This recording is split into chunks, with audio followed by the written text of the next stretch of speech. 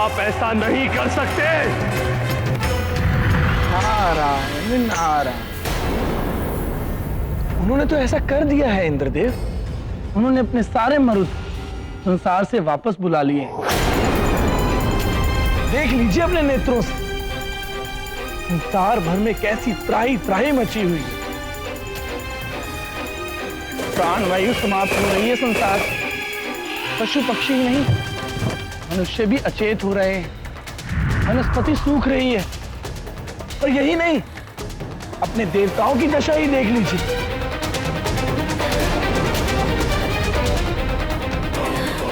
ये भी श्वास नहीं ले पा रहे हैं।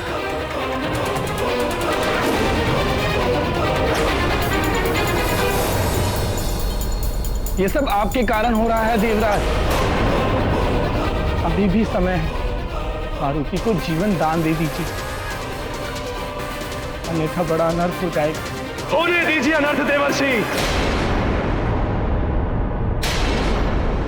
देवराज इंद्र का न्याय अडिग है। कुछ भी हो जाए, यह निर्णय नहीं पलट सकता। देवराज, अपना हट त्याग दीजिए। सब कुछ नष्ट हो जाएगा। देवराज, सृष्टि को बचा लीजिए।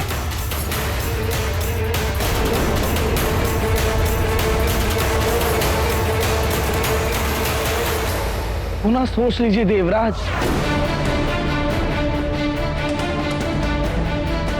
आपका पुत्र भी आपके द्वारा किए गए अन्याय का दंड भोग रहा है।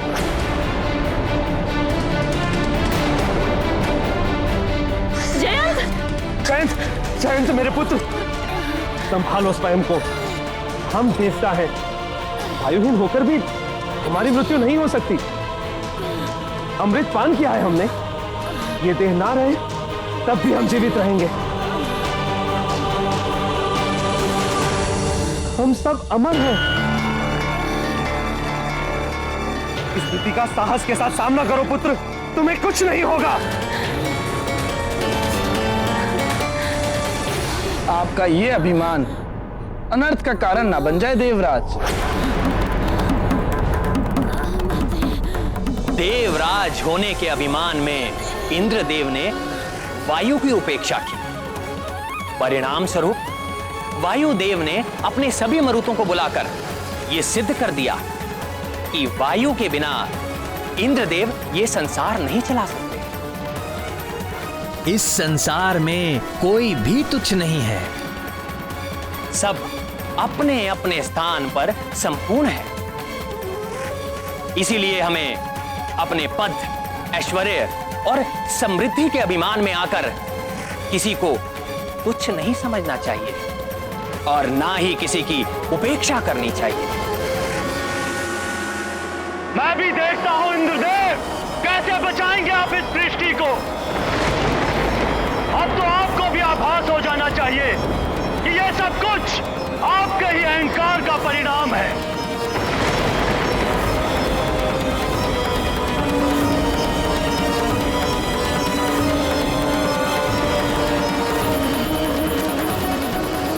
धैर्य रखो पुत्र, धैर्य रखो।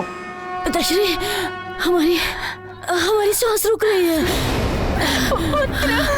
हम खड़े नहीं हो सकते।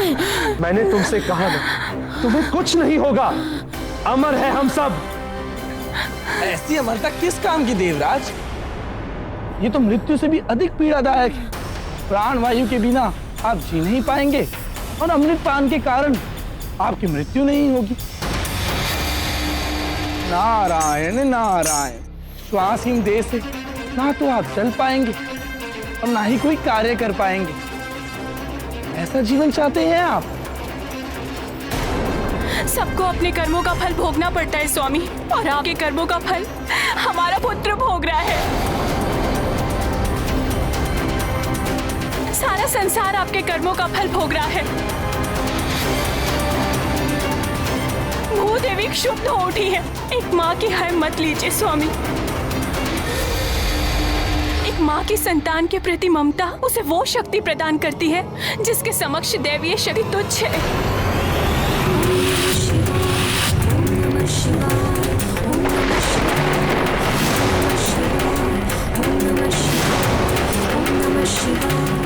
मातृत्व शक्ति को पहचानिए स्वामी, मान जाइए, ये विनाश होने से रोक दीजिए।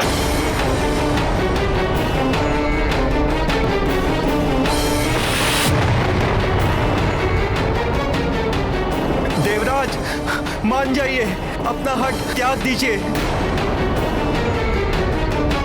सब कुछ नष्ट हो जाएगा देवराज, सृष्टि को बचा लीजिए।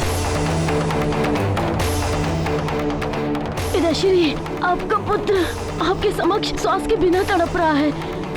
आप मुझे स्वस्थ कर सकते हैं, फिर भी आप कुछ नहीं कर रहे। ऐसे अमरत्व को पाकर मैं क्या करूंगा? मैं ये जीवन त्यागने जा रहा हूँ पिताश्री। पुत्र नहीं।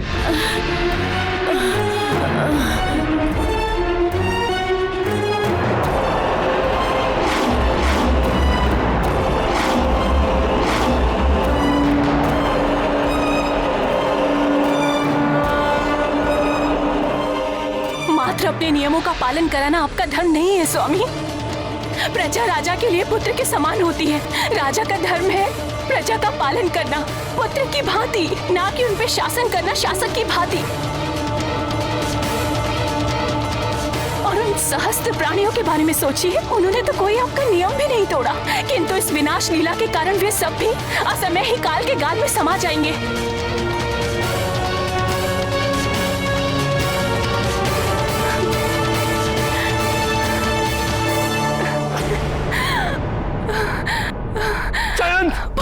उठो पुत्र, पुत्र उठो।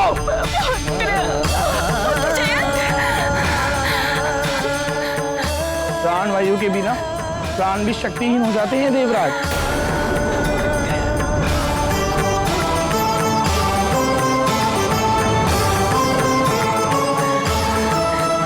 नहीं, ऐसा नहीं हो सकता, मैं ऐसा नहीं होने दूंगा। मेरे पुत्र, तुम्हें उठना होगा।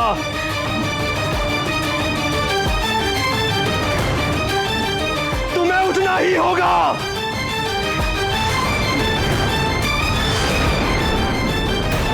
अब इंद्रदेव वज्र से किसके प्राण हरने वाले हैं?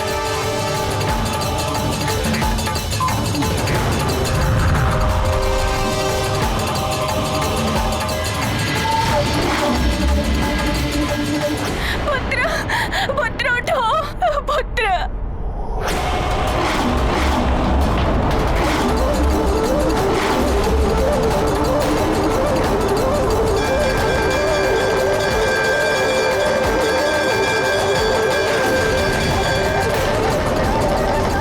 हे महादेव, लौटा दीजिए एक बाकोस का पुत्र। मारुति को पुनः हमारे पास भेज दीजिए, कृपा कीजिए प्रभु।